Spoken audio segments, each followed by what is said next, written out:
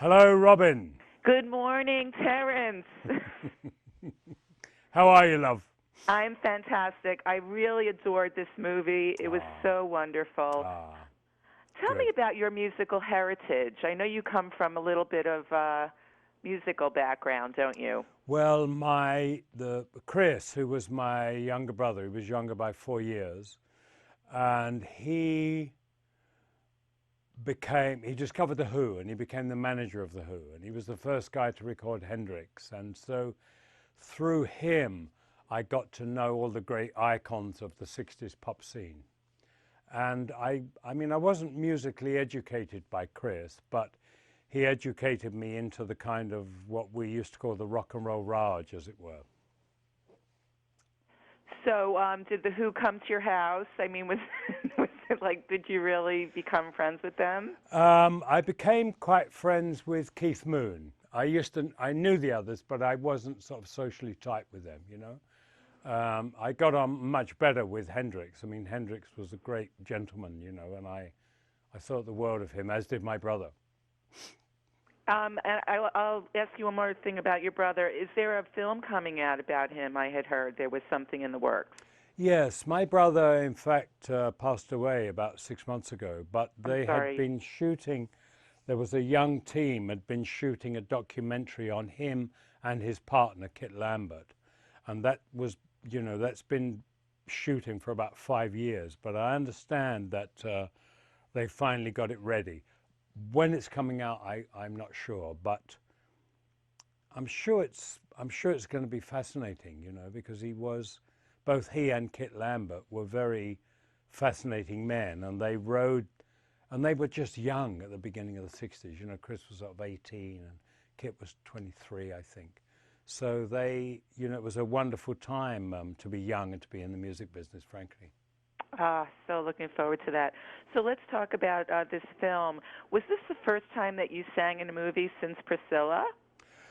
No, it wasn't the first time I sang in the movie. The first time I sang in the movie was a movie called Poor Cow with Ken Loach. And in fact, Soderbergh used a bit of the song from Poor Cow in a film I made with him called The Limey.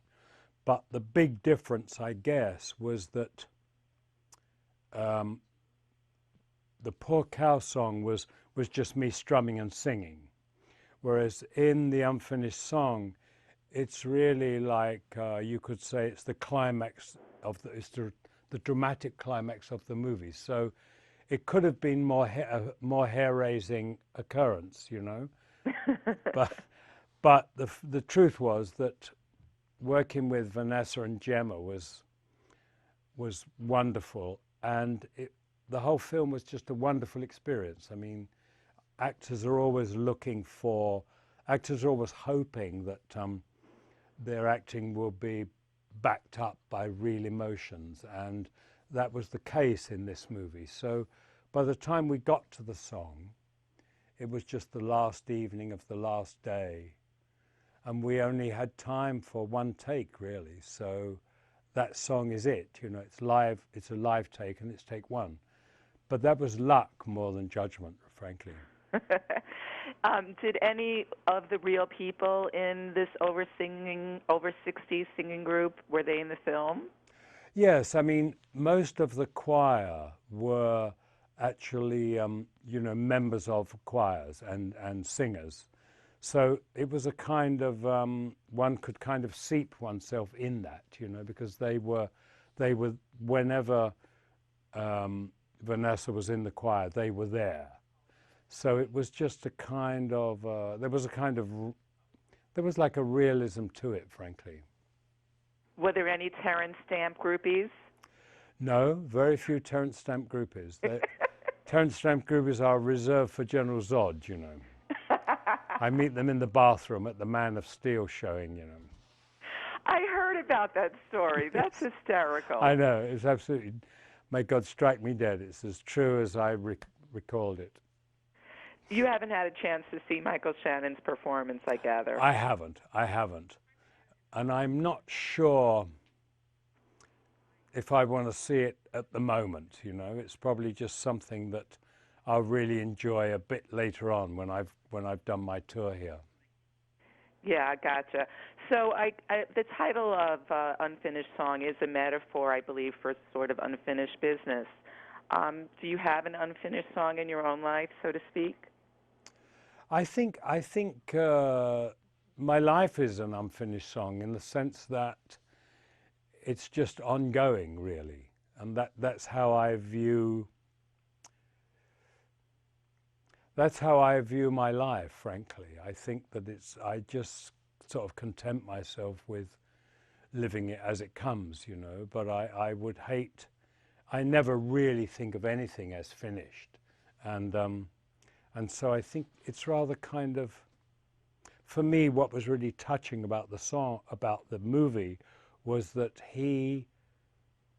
when he loses Vanessa, you feel that, you know, that's the end of his life, you know, as a man who's only been devoted to one woman his whole life, never wanted another woman, you know. And then, but it's not the end of the movie. So then we're in a situation where he has to find his own voice. And I guess the realization comes to him that the love that he always felt for her is inside of him.